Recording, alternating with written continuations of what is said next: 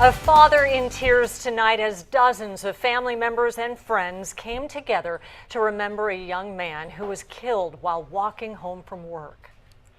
You know you hit someone and you leave a dying child in the street. What kind of person do you have to be to do that? 20-year-old Jacob Greenwald was killed along the stretch of Campo Road you saw a moment ago by a driver who then took off from the scene. And 10 News reporter Jennifer Jensen is now live in Casa de Oro at the site of that crash with the emotional words from family, friends, and what 10 News has learned about the suspect. Jen. Stephen, Kimberly, I can tell you a light rain is starting to come down, but if you look behind me, it is not stopping. The glow of these candles, you can see friends of Jacob Greenwald are still here right now, surrounding the flowers and personal notes. These are all here to remember the 20-year-old who just lived 3 blocks away. Friends lit candles and consoled one another over the loss of their friend Jacob Greenwald.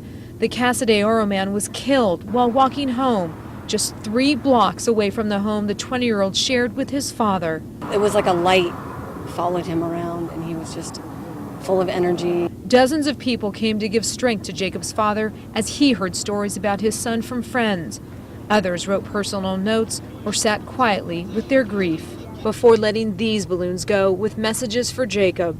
You don't ever want to be the one to bury your own kid, you know. You always that's not the way the cycle works. Every time he would come to work, everybody would be like, Jacob, like all happy, his presence brought joy to everybody. The California Highway Patrol says Greenwald was walking home from work at this McDonald's along Avocado Boulevard, half a mile away, when he was struck and killed by 33-year-old Jason Palmer, seen here in the back of a patrol car.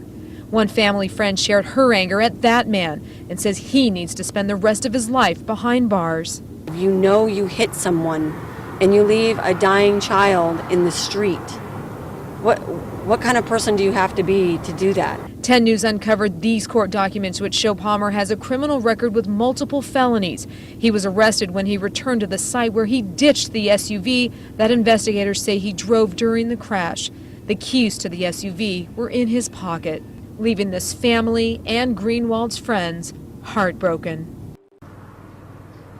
So back out here live again, you can see a skateboard on the ground and candles still burning right here on the sidewalk where he was hit by that SUV. The family now tells me they are planning Jacob's funeral for later this week. Meanwhile, Palmer is set to face a judge on Wednesday at the El Cajon Courthouse on felony hit and run and vehicular manslaughter charges. He's being held right now on $1 million bail. 10 News will be inside that courtroom when he is arraigned.